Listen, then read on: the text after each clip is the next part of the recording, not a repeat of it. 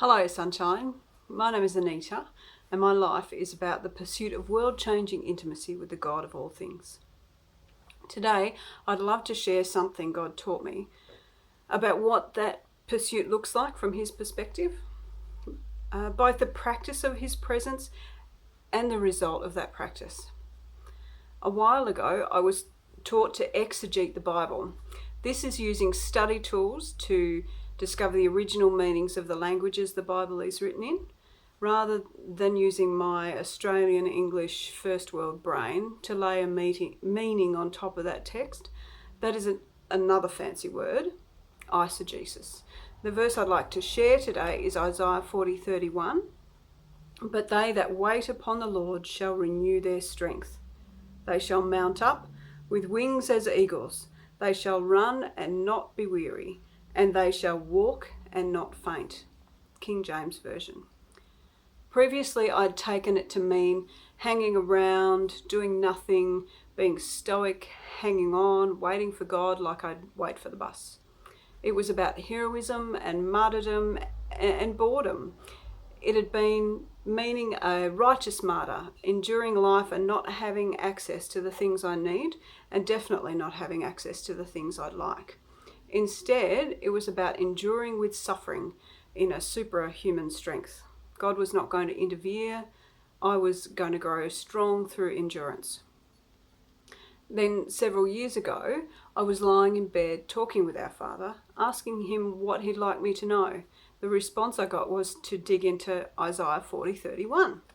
For me, this kind of task is kind of fun. If you ask the people who know me, they can tell you that I'm rather in love with Bible study and Bible study tools. I find it so easy to forget how much more there is in the Bible, things which get lost in translation.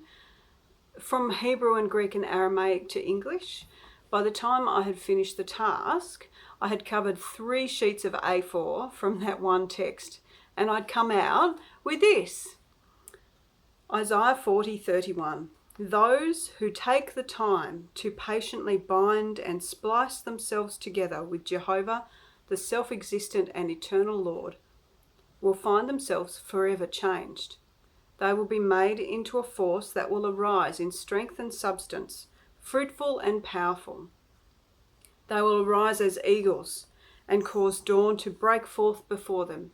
They will increase and shoot forth. They will stretch out, make a way through, and will never be made to toil or labour. They will lead, carry, bear, bring forth, grow, march, prosper, pursue, chase, journey, spread out, and never tire. Now, that was not the picture I had been expecting, and it certainly makes much more sense to me than sitting down and hanging out and just waiting for God to show up. The waiting is active. It means to get calluses on my hands and a sore back and a cramp in my legs from sitting and concentrating on my relationship with God. It means being fixated on binding myself to God like a rope maker has to concentrate on making a rope of 4 or more strands. Also, it's specific on which picture of God I need to be binding myself to, aspect of God, to remember that it's God who does not need me, nor does He need anything. So when I pursue this kind of relationship with Him, I become as inseparable from Him as any strand of a tightly spliced rope is inseparable from the rope as a whole. If rope is made well, trying to undo it is incredibly difficult. Also, because He does not begin and He does not end, therefore I do not begin and I do not end once I'm bound into Him. What does this then mean each day? For me, I am now intentional about patiently taking time with Him to bind and splice myself into all of who He is. He wants me to be deliberate, but not strive, nor feel any condemnation. We're making muscle memory together, like learning to drive a car, or make a coffee, or put on clothes, or brush teeth. We are making our relationship a spiritual, emotional, and physical muscle memory. I try to fill my head with Him always. If I lose Him for a second, I stop, I stand still and find him again. I say his names out loud when I can and under my breath when I can't. I tell him I love him aloud all the time. If I'm practicing getting that kind of close to all of God, then it will be impossible to be unchanged by the pursuit.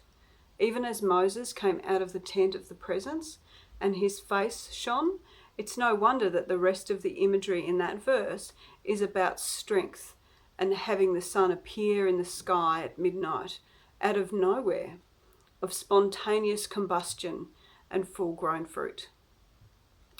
If you would like this kind of relationship with God, ask him to help.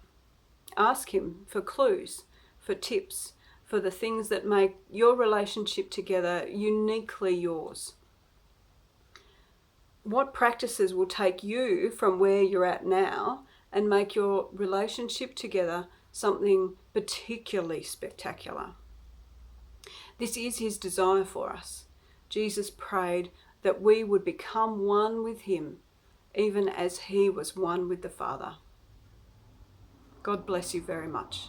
I'll catch you again soon.